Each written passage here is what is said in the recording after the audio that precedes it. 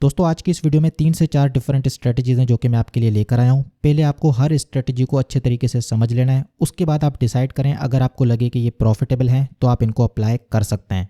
ये जो स्ट्रेटजीज हैं इनको मैंने डिवाइड किया है कैपिटल वाइज, क्योंकि हर किसी का रिस्क कैपिटाइट डिफरेंट होता है। तो ये डिपेंड करता है कि आप यहाँ पर कितना रिस्क ले सकते हैं, कितने वॉलेट के थ्रू जैन को मिंट करना चाहते हैं, कितना अमाउंट जो है आप एलोकेट करना चाहते हैं जैन मिंटिंग के ऊपर। एक एक करके हम सारी चीज़ें यहाँ पर डिस्कस करेंगे। सबसे पहले हम बात कर लेते हैं स्ट्रेटजी नंबर 1 की। ये जो स्ट्रेटजी है इसको अप्लाई करने के लिए मिनिमम $70 से $80 आपके पास होना चाहिए। अब यहाँ पर आपको करना क्या है कि एक लूप बनाना है। अभी जो आप मैक्सिमम नंबर ऑफ डेज़ के लिए मिंट कर सकते हैं तो वो है 439 डेज़। तो यूँ समझ लो कि अगले 14 से 15 महीनों के लिए आप यहाँ पर मिंटिंग कर सकते हैं।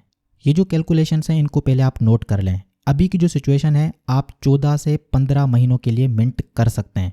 अभी इथेरियम के मेननेट के ऊपर कॉस्ट को कवर करने में 20 से 30 डेज़ का टाइम लग जाता है और अभी जो मिंटिंग फीस लग रही है तकरीबन $2.5 से $3 के अराउंड है। बस आपको एक चीज़ का ख्याल रखना है कि आपको उसी टाइम मिंट करना है जब GWEI की वैल्यू 13 से कम हो। तो अब आपको यहाँ पर करना क्या है कि जो स्टार्टिंग के 3 महीने हैं उनको छोड़ दें, उसमें कोई मिंटिंग ना करें।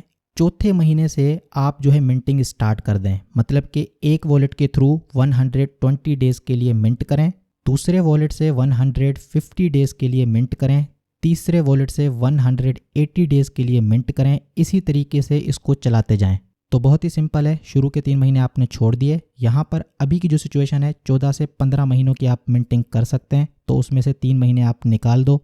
तो मतलब कि 10-11 अलग वॉलेट के साथ अलग अलग महीनों के लिए आप यहाँ पर मिंट कर सकते हैं। तो 10-12 महीनों के लिए आप अभी से मिंटिंग कर लेंगे तो तकरीबन $40 आपका खर्चा हो जाएगा।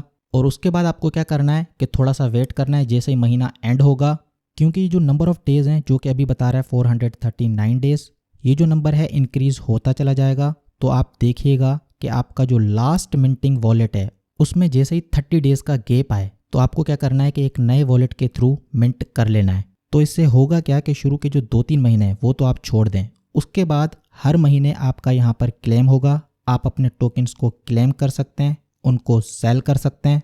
जैसे ही एक वॉलेट से आप क्लेम करके अपने टोकन्स को सेल करोगे तो उसी टाइम उसी वॉलेट से आपको दोबारा मिंट कर लेना है। चाहे तो नए वॉलेट के थ्रू भी आप मिंट कर सकते हैं, लेकिन आपको यहाँ पर एक लूप बनाना है। जैसे कि आप मेरी एग्जांपल ले लें, अभी रिसेंटली एक वॉलेट के थ्रू मैंने अपने टोकन्स को क्लेम किया था। जैसे ही अपने टोकन्स को क्लेम कर लिया था तो उसी वॉलेट के थ्रू मैंने दोबारा मिंटिंग कर दी। अब उस वॉलेट से जब मैंने मिंट किया तो 400+ डेज़ के लिए मिंट किया और जो गैप रखा तकरीबन 7 डेज़ का मैंने गैप रखा मेरे लास्ट क्लेम से, मतलब कि जो मेरा लास्ट क्लेम था उसके 7 दिन बाद का मैंने दोबारा से मिंट कर दिया। तो इससे होगा क्या कि आपका यहाँ पर एक लूप बन जाएगा। स्टार्टिंग में आपने डिसाइड कर लिया कि भाई आपको यहाँ पर कितना खर्चा करना है। एक बार आपने डिसाइड कर लिया, आपने एक लूप बना दिया। उसके बाद क्या होगा कि टोकन्स को क्लेम करते जाएंगे, दोबारा से मिंट करते चले जाएंगे। फ्यूचर में किसी भी टाइम अगर जैन की वैल्यू बनती है, प्राइस ऊपर जाती है, मान लो कि बीच में किसी भी टाइम अगर इसकी प्राइस बढ़ती है तो आपका क्लेम तो हर महीने है, हर महीने आपके पास टोकन्स आने हैं। जब भी इसकी वैल्यू ऊपर जाएगी आप हायर प्राइसेस के ऊपर सेल कर पाएंगे। अब ये जो स्ट्रेटजी है इसमें मैंने आपको कहा कि आपके पास $70 से $80 होना चाहिए इथेरियम में, ठीक है, इथेरियम की बात कर रहा हूँ। तो स्टार्टिंग में जब आप यहाँ पर मिंट करोगे तो स्टार्टिंग में आपका $40-50 का खर्चा तो हो जाएगा, क्योंकि 10-11 महीनों को आप एक साथ मिंट कर लोगे। उसके बाद क्या होगा कि महीना जैसे जैसे गुजरेगा आप नए नए वॉलेट से मिंट करोगे, टोकन्स को सेंट्रलाइज एक्सचेंज के ऊपर भेज के सेल करोगे या फिर डिसेंट्रलाइज एक्सचेंज के ऊपर सेल करोगे। तो मतलब कि आपके पास ट्रांजैक्शन के लिए एक्स्ट्रा इथेरियम होना चाहिए। ठीक है दोस्तों, तो ये थी स्ट्रेटजी नंबर 1 जिसमें आपको मंथली लूप बनाना है। इसमें आपको एक और चीज़ का ख्याल करना है, क्योंकि यहाँ पर स्टार्टिंग के जो 3-4 महीने हैं, स्टार्टिंग के 3-4 महीनों में आपके पास कोई भी क्लेम नहीं होगा, लेकिन हर महीने नए वॉलेट के थ्रू आपको यहाँ पर मिंट करते रहना है। आपका जो लास्ट क्लेम होगा उसके जो नंबर ऑफ डेज़ रिमेनिंग होंगे, और यहाँ पर ये जो लिखा हुआ है टर्म डेज़ 439, इस नंबर के साथ आपको मैच करना है। जैसे ही आपको 30 डेज़ का डिफरेंस दिखाई दे आपको क्या करना है कि एक नए वॉलेट के थ्रू दोबारा से मिंट कर लेना है। तो इससे आपका लूप बना रहेगा। कल को फ्यूचर में किसी भी टाइम अगर इसकी वैल्यू होती है तो आपके पास बहुत सारे क्लेम रिमेनिंग होंगे। आप जो है उन टोकन्स को क्लेम करके हायर प्राइसेस के ऊपर सेल कर पाएंगे। और मज़े की बात क्या है कि इसमें जो आपका रिस्क है वो लिमिटेड है, मतलब कि स्टार्टिंग में आपने एलोकेट कर दिया $70-80 जो है आपने एलोकेट कर दिया कि भाई ये जेन के ऊपर मुझे लगाना है। उसके बाद आपका 1 रुपये का भी खर्चा नहीं है, क्योंकि 3 से 4 महीने बाद जब आप अपने टोकन्स को क्लेम करोगे तो उनको आप कन्वर्ट करोगे इथीरियम में। टोकन्स को क्लेम करते ही आप थोड़ा सा वेट करेंगे, जैसे ही इसमें छोटा मोटा कोई पंप आए तो आप क्या करेंगे, इनको कन्वर्ट कर देंगे इथीरियम में। जब आप इनको कन्वर्ट कर लेंगे इथीरियम में तो उसके बाद उसी इथीरियम से आप जो है नए वॉलेट के थ्रू मिंट कर सकते हैं या फिर एग्जिस्टिंग वॉलेट के थ्रू भी मिंट कर सकते हैं।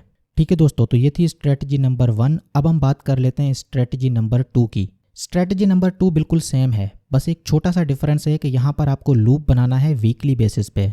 इसमें आपको क्या करना है कि शुरू के जो 100 डेज हैं उनको तो आप छोड़ दें, उसके बाद के जितने भी वीक्स हैं उनको आप पहले से ही मिंट कर लें। मतलब कि 100 डेज गुजरने के बाद हर वीक जो है आपका यहाँ पर क्लेम होना चाहिए।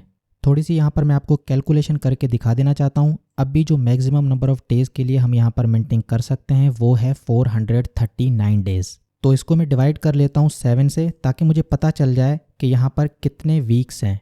तकरीबन 62 वीक्स हैं, मतलब कि आप यहाँ पर 62 डिफरेंट वीक्स के लिए मिंटिंग कर सकते हैं। स्टार्टिंग के जो 15-16 हफ्ते हैं उनको छोड़ दें, उसके बाद जितने भी हफ्ते हैं उनकी मिंटिंग अभी से कर लें। अब ये जो स्ट्रेटजी है इसमें तकरीबन $180 का आपका खर्चा हो सकता है। स्टार्टिंग में तकरीबन 45 वॉलेट से आप यहाँ पर मिंट कर लेंगे, लगभग $150 के अराउंड आपका खर्चा हो जाएगा, क्योंकि जब आप एक वॉलेट से मिंट करोगे फिर आप दोबारा से दूसरे वॉलेट में इथीरियम भेजोगे, उसमें भी छोटी मोटी फीस लग जाती है। तो ये जो स्ट्रेटजी है इसमें तकरीबन $180 आपको चाहिए होंगे, क्योंकि शुरू के जो 15 हफ्ते हैं उनकी मिंटिंग तो आप अभी नहीं करेंगे, लेकिन हर 7 दिन बाद आपको एक न्यू वॉलेट के साथ मिंटिंग करनी पड़ेगी, क्योंकि आपका जो लास्ट वॉलेट है वो अप टू डेट रहे। क्योंकि जो नंबर है 439 ये जो है इंक्रीज़ होता चला जाएगा।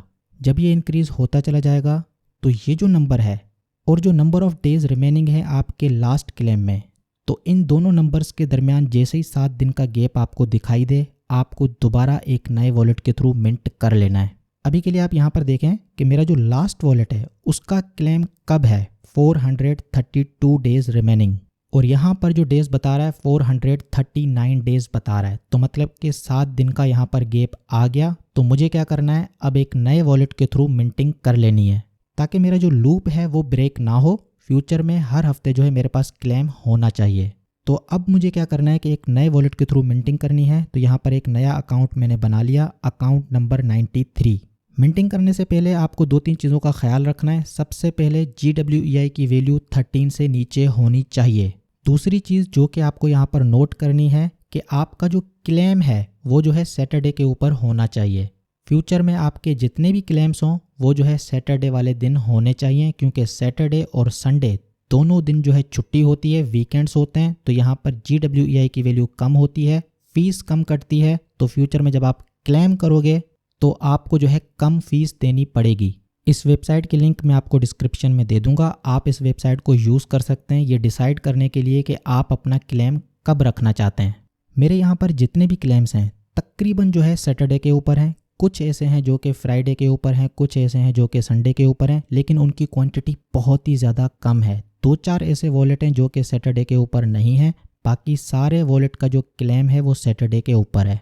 तो यहाँ पर मैं जो है इसको मिंट कर लेता हूँ, आपको दिखा देता हूँ कि अभी फ़ीस कितनी लग रही है। GWEI की जो वैल्यू है तकरीबन 10 के अराउंड है, और यहाँ पर जो फ़ीस लग रही है तकरीबन $2.5 के अराउंड फ़ीस लग रही है, $2.40। ठीक है दोस्तों, आप यहाँ पर देख सकते हैं ये वाली जो ट्रांजैक्शन है यहाँ पर कंप्लीट हो चुकी है। जो फ़ीस कटी है $2.24 जो है मेरी फ़ीस कटी है। तो इसलिए आपको मिंटिंग उसी टाइम करनी है जब GWEI की वैल्यू कम हो। स्ट्रैटेजी नंबर 3 को डिस्कस करने से पहले कुछ और इंपॉर्टेंट चीज़ें हैं जो कि मेरे माइंड में आई, मैं समझता हूँ कि आपके साथ शेयर करना लाजमी है। यहाँ पर अगर आप लूप बना रहे हो, वीकली लूप बना रहे हो या फिर मंथली लूप बना रहे हो, तो ये जितने भी वॉलेट्स हैं इनकी प्राइवेट कीज़ आपको संभाल के रख लेनी है। ये जो एड्रेस हैं ये आपको संभाल के रख लेना है। आपको जो है नोट कर लेना है कि भाई कौन से अकाउंट का जो है क्लेम कब है, और हर वॉलेट का जो प्राइवेट की है वो आपको संभाल के रख लेना है। अगर आप चाहें तो ज़ेन टर्बो को भी यूज़ कर सकते हैं। यहाँ पर जब आप क्लेम मॉनिटर के अंदर आते हैं तो यहाँ पर आपके पास एक ऑप्शन होता है ऐड एड्रेस। यहाँ पर आपके जितने भी एड्रेसेस हैं वो आप यहाँ पर पुट करेंगे तो यहाँ पर ये सारी चीज़ें कैलकुलेट करके आपको बता देगा कि भाई कौन से एड्रेस का क्लेम कब है। ठीक है दोस्तों, तो ये 2 स्ट्रेटजीज हो गई। अब हम तीसरी स्ट्रेटजी की बात करते हैं। मान लो कि भाई कुछ लोग ऐसे हैं जो कि यहाँ पर ज़्यादा रिस्क नहीं लेना चाहते, $10 से $20 का वो रिस्क यहाँ पर लेना चाहते हैं। तो मैं उनको सजेस्ट करूँगा कि आप क्या करें, 3, 4 या फिर 5 वॉलेट के थ्रू मिंटिंग कर लें। मैक्सिमम नंबर ऑफ़ डेज़ यहाँ पर जो दिखाए 439 दिखाए या वट एवर, जितना भी मैक्सिमम नंबर ऑफ़ डेज़ ये बता रहा है, पहले यहाँ पे आके चेक कर लेना। ये नेसेसरी नहीं है कि 439 ही आपको चूज़ करना है। आपको इस चीज़ का ख्याल रखना है कि आपका क्लेम जो है सैटरडे के ऊपर होना चाहिए। उसके लिए फिर 438 करना पड़े या फिर 440 करना पड़े, वो आप यहाँ से कर सकते हैं। मतलब कि यहाँ पर इस वेबसाइट के थ्रू आके कैलकुलेट कर सकते हैं। तो ये सारी चीज़ें आप कैलकुलेट करके आपके पास जो भी फंड है, $10, $20 जितना भी है, आप जो है 4-5 वॉलेट के थ्रू मिंट कर सकते हैं। फ्यूचर में अगर इसकी कोई वैल्यू बनी तो आपको अच्छा खासा प्रॉफिट हो सकता है, क्योंकि आपका जो क्लेम है वो तो बुल मार्केट में ही आएगा और उस टाइम अगर इसकी कोई वैल्यू होगी तो आपको अच्छा खासा प्रॉफिट हो जाएगा। फाइनली अगर मैं अपनी बात करूं तो यहाँ पर मैंने वीकली लूप जो है बना के रखा है। तकरीबन $300 यहाँ पर मैंने खर्च किए हैं। हर वीक के ऊपर यहाँ पर मेरा क्लेम है। कुछ वीक ऐसे हैं जहाँ पर 1 वॉलेट का मेरा क्लेम है, कुछ वीक ऐसे हैं जहाँ पर 2 वॉलेट का क्लेम है और कुछ वीक ऐसे भी हैं जहाँ पर 3 वॉलेट का क्लेम है। जैसे कि आप यहाँ पर देख सकते हैं 432, 432, ये जो है 431, 31, लेकिन ये जो 425, 425, 425, तो यहाँ पर 3 वॉलेट भी हैं। अब यहाँ पर ₹1 भी एक्स्ट्रा मैं खर्च नहीं करूँगा। मेरे पास जो भी टोकन्स आ रहे हैं उन्हीं को सेल करके नए वॉलेट से मिंटिंग करता रहूँगा। बेसिकली आज की वीडियो बनाने का मकसद ये था कि वट एवर जो भी रिस्क आप ले रहे हैं तो आपका रिस्क जो है यहाँ पर लिमिटेड होना चाहिए। जैसे कि मैंने आपको अपना बताया, $300 यहाँ पर मैंने खर्च कर दिए। अब जो है एक्स्ट्रा मेरा कोई भी पैसा नहीं जाएगा। पोल्का डॉट आपके सामने मैंने इतनी देर से क्यों लगा के रखा है तो वो मैं आपको अभी बताने वाला हूँ। बेसिकली मैं आपको एक छोटा सा एग्जांपल देना चाहता था। जैसे कि $300 मैंने ज़ेन के ऊपर लगा दिए, ठीक है, तो ये मेरा रिस्क है। यही $300 मैं जो है पोल्का डॉट के ऊपर भी लगा सकता था। अभी जो इसकी वैल्यू है तकरीबन $4 के अराउंड ये मुझको ईजीली मिल जाता। पिछले बुल मार्केट में तकरीबन $50-55 के अराउंड ये गया था। तो अगले बुल मार्केट की अगर हम बात करें, आप मिनिमम मान लो कि $100 को ये टच करता है। तो अगर मैं इसको $4 के अराउंड भी ले रहा हूँ, $300 से ले रहा हूँ, तो ये जो है सीधा सीधा 25x। अब ये जो $300 हैं इसको अगर मैं मल्टीप्लाई करता हूँ 25 से तो तकरीबन $7,500। तो यही रीज़न है कि आपको सारी चीज़ों को देखना होता है। अब ज़ेन के ऊपर $300 जो मैंने लगाए हैं वो मैंने ये सोच के लगाए हैं कि जो मेरी स्ट्रेटजी है उसके थ्रू मुझे इससे ज़्यादा प्रॉफिट होगा, मुझे ऐसा दिख रहा है, इसीलिए ये $300 मैंने मिंटिंग के ऊपर खर्च किए। तो इसलिए आपको भी डिसाइड कर लेना है। अगर आप $180 वाली स्ट्रेटजी लगा रहे हो या $70-80 वाली स्ट्रेटजी लगा रहे हो तो सारी चीज़ों को आप देख लें कि आपके पास दूसरे ऑप्शंस भी हैं। पैसा जो है हर किसी के पास लिमिटेड होता है, तो आपको उसको वाइजली यूज़ करना है। मैंने आपके सामने तीनों स्ट्रेटजीज़ रख ली कि भाई अगर आप $70-80 का रिस्क लेना चाहते हैं तो मंथली लूप बना लो। अगर आप यहाँ पर $180 तक खर्च कर सकते हैं तो आप यहाँ पर वीकली लूप बना लें। लेकिन अगर आप यहाँ पर इतना रिस्क नहीं लेना चाहते तो आप सिंपली क्या कर सकते हैं कि $10 से $20 से आप यहाँ पर रिस्क ले सकते हैं। अगर आप $10 के थ्रू मिंटिंग करोगे तो तकरीबन 3 वॉलेट से आप मिंट कर लोगे। अगर आप $20 से मिंटिंग करोगे तो तकरीबन 6 वॉलेट के थ्रू आप यहाँ पर मिंट कर लोगे। और अगर आप ज़्यादा डेज़ के लिए मिंट करोगे तो डेफिनेटली आपको ज़्यादा टोकन्स मिलेंगे। फ्यूचर में अगर वैल्यू हुई तो आप यहाँ से अच्छा खासा बेनिफिट ले सकते हैं। ठीक है दोस्तों, तो ये थी मेरी आज की वीडियो। अब आप मुझे बताएं मेरी वीडियो कैसी लगी। अगर वीडियो पसंद आई है तो काइंडली वीडियो को लाइक करें, जितना हो सके इसको शेयर करें, ट्विटर के ऊपर रीट्वीट करें। मैं आपके लिए ज़बरदस्त कंटेंट लेके आता रहूँगा। आपसे मैं फिर मिलूँगा एक और वीडियो में एक और ज़बरदस्त टॉपिक के साथ।